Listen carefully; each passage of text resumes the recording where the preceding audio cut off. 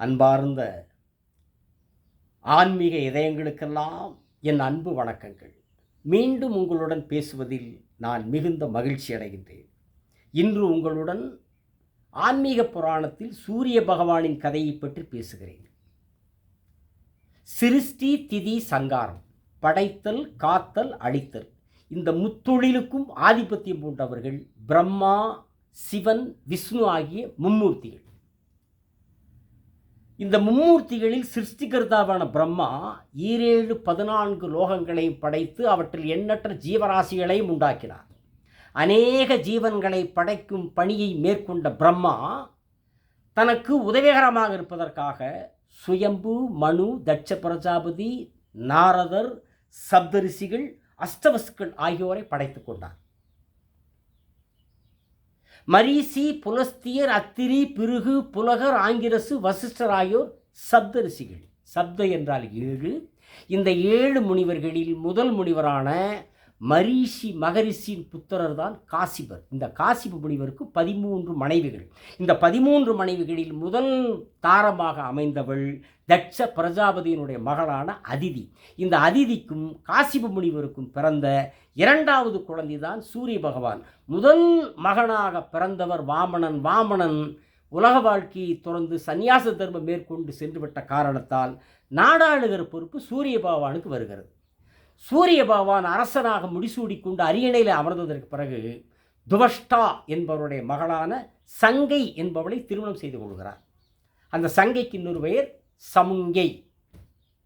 சமுங்கையை தொடர்ந்து கொஞ்ச கால இடைவெளிகளில் பிரபை, ரைவத நாட்டு இளவரசி, நிழலரசி என்கிற சாயாதேவி ஆகிய 3 பெண்கள் வரிசையாக சூரிய பகவானுக்கு மனைவிகளாகிறார்கள்.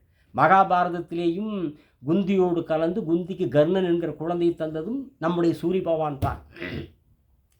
இந்த சமுங்கியை தொடர்ந்து 3 பெண்கள் மனைவிகளாகிறார்கள் அல்லவா? அதில் நிழலரசி என்கிற சாயாதேவி சூரிய பகவானுக்கு மனைவியானது ஒரு விசித்திரமான சுவாரஸ்யமான கதை.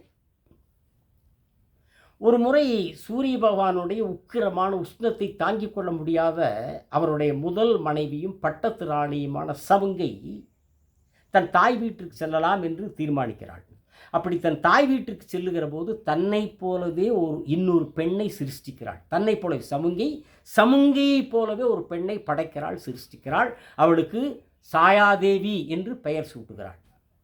அவளை தன்னுடைய இடத்தில் பொறுப்பில் அமர்த்திய சமுங்கை, சாயாதேவி, என்னுடைய கணவனையும் என் குழந்தைகளையும் உன்னிடத்தில் ஒப்படைத்து செல்கிறேன். நான் கொஞ்ச காலம் என் தாய் வீட்டில் ஓய்வெடுத்து விட்டு வருவேன். அதுவரையில் நீ யார் என்கிற உண்மை எந்த காரணத்து கொண்டும் என் கணவனுக்கு தெரிந்துவிடக்கூடாது என்று சொல்லிவிட்டு தன்னுடைய தாய் வீட்டிற்கு சமுங்கை சென்று விடுகிறாள். சூரியனுக்கு இது தெரியாது. அவர் சாயாதேவி நம்முடைய மனைவி சமுங்கை தான் என்று எண்ணிக்கொண்டு குடும்பம் நடத்துகிறார், உறவும் வைத்துக் கொள்ளுகிறார். சாயாதேவியும் எள்ளளவு சந்தேகமும் தன் மீது வந்துவிடக்கூடாது என்பதற்காக எல்லா வகையிலேயும் சமுங்கையாகவே மாறி சூரிய பகவானோடு செயல்படுகிறார். சமுங்கியின் குழந்தைகளையும் அக்கறையோடும் அன்போடும் வளர்க்கிறாள். காலப்போக்கில் சூரிய பகவானின் மூலமாக சாயாதேவி கர்ப்பம் அடைகிறாள். வரிசையாக சாவர்ணி, சனி என்ற 2 ஆண் குழந்தைகளையும் தபதி, வியஷ்டி என்ற 2 பெண் குழந்தைகளையும் பெற்றெடுக்கிறாள். சாயாதேவிக்கு குழந்தைகள் பிறந்தவுடன் சமுங்கியின் குழந்தைகளை ஒதுக்கி தள்ளிவிடுகிறாள்.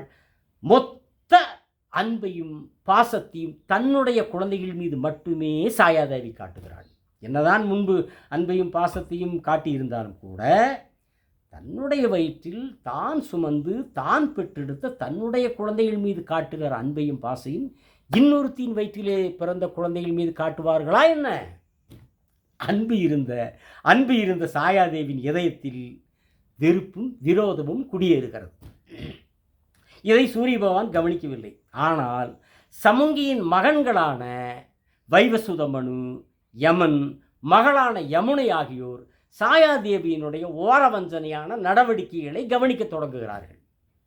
இப்படியே போய் கொண்டிருந்தால் நம்முடைய எதிர்கால கதி என்னவாகுமோ என்று அவர்கள் கவலைப்படுகிறார்கள். சமுங்கியின் பிள்ளைகள் மீதுதான் சாயாதேவிக்கு பிரியம் குறைந்ததே தவிர சூரியனின் மீது இருந்த காதல் குறையவில்லை. தன்னுடைய அன்பையெல்லாம் சூரியனின் மீது ஆசை மழையாக பொழிந்து தள்ளுகிறாள் சாயாதேவி. அதே நேரத்தில் சமுங்கியின் பிள்ளைகள் மீது நெருப்பு வெறுப்பு என்கிற நெருப்பை கக்குகிறாள். இப்படிப்பட்ட சூழலில் ஒரு நாள் சமுங்கியின் மகனான யமன் சாயாதேவி வயிற்றில் எட்டி உதைத்து விடுகிறான். தாங்க முடியாத அவமானத்திற்கும் வேதனைக்கும் கோபத்திற்கும் ஆளான சாயாதேவி சாபம் கொடுத்து விடுகிறாள். யமனை பார்த்து, அன்னையின் ஸ்தானத்தில் இருக்கிற என்னை எட்டி உதைத்த உன்னுடைய அழகிய கால்கள் அழுகிய கால்களாகட்டும் என்று சாபம் தந்து விடுகிறாள். சாபம் உடனடியாக பலிக்கிறது. துன்பத்தில் துடித்த யமன் தன் தந்தையான சூரிய பகவானிடத்தில் போய் முறையிடுகிறான். அப்போதுதான் சூரிய பகவானுக்கு இந்த விவகாரமான கதைகளெல்லாம் தெரிய வருகிறது. நம்முடைய மனைவியின் உருவத்தில் இருப்பவள் வேறொருத்தியா என்று கடும் அதிர்ச்சிக்கு ஆளாகிறார் சூரிய பகவான். யமனே, என் அன்பு மகனே, என்னுடைய அக்கறையின்மையால் தான் இந்த அவலமெல்லாம் நடந்திருக்கிறது.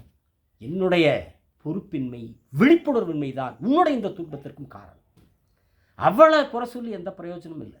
சாயாதேவியை குற்றம் சொல்கிறதுலையோ பழி சுத்துறதுலையோ குறை சொல்கிறதுலையோ எந்த பயனும் பிரயோஜனமும் இல்லை. அவள் உங்களுக்கு மாற்றாந்தாயும் ஆகிட்டா. அவள் இப்படித்தான் நடப்பா.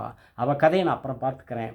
முதல்ல உன்னுடைய சாப விமோசனத்திற்கான வழியை சொல்கிறேன் கேள். உடனடியாக கோகர்ணமலைக்கு செல். அங்கு சென்று உமையொரு பாகனான சிவபெருமானை ஒருமித்த உணர்வோடு தியானித்து தவம் செய்.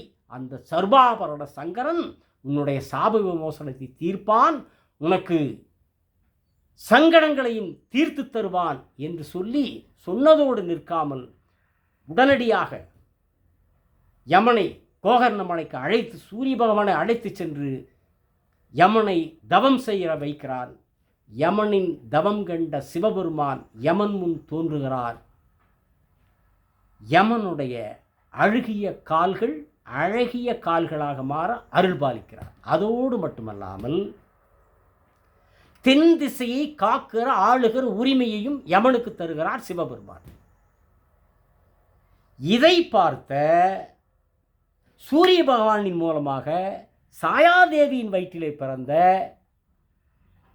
சூரிய பகவானுடைய இன்னொரு மகனான சனி பகவான் சூரியன் மீது கட்டுக்கடங்காத ஆத்திரமும் கோபமும் அடைகிறார். நம்முடைய தாயை எட்டி உதைத்தவனை எந்த விதத்திலேயும் தட்டி கேட்காமல் சிவபெருமான் வரங்களை கொட்டி கொடுக்க வழி செய்து நம்முடைய அப்பன் சூரியன் அல்லவா என்று சூரியன் மீது தீராத ஆத்திரமும் எரிச்சலும் அடைகிறார் சனி பகவான். காலப்போக்கில் இது தந்தையான சூரியனுக்கும் மகனான சனிக்கும் இடையே கடும் பகையாக, தீராத பகையாக வளர்ந்து விடுகிறது, மாறிவிடுகிறது. சூரியனின் மேலாதிக்கத்தின் கீழ் நடைபெறுகிற நவகிரக பரிபாலனத்தில் சனி பகவானும் சூரிய பகவானும் எதிர் கிரகங்கள். சனி சூரியனை தன்னுடைய ஜென்ம விரோதியாக பாவித்துத்தான் நவகிரக பரிபாலனத்தில் வலம் வந்து கொண்டிருக்கிறார். ஜோதிட சாஸ்திரத்தில் தந்தையான சூரியனும் மகனான சனியும் சத்துரு கிரகங்கள், அதாவது எதிரி பகை கிரகங்கள் என்று கூறி மறவாமல் சப்ஸ்கிரைப் பண்ணுங்க, பெல் பட்டனை அழுத்துங்கள். மற்றவர்களும் இந்த சூரிய பகவானுடைய அற்புதமான இந்த ஆன்மீக புராண கதையை தெரிந்து கொள்ள ஷேர் செய்யுங்கள் என்று அன்புடன் உங்களை கேட்டு மிக விரைவில் அடுத்த காணொளியில் உங்களை சந்திக்கிறேன் என்று கூறி உங்களிடத்திலிருந்து விடைபெறுவது உங்கள் அன்பு ஜோதிடர் SP நாகராஜ். அனைவருக்கும் என் அன்பு வணக்கங்கள்.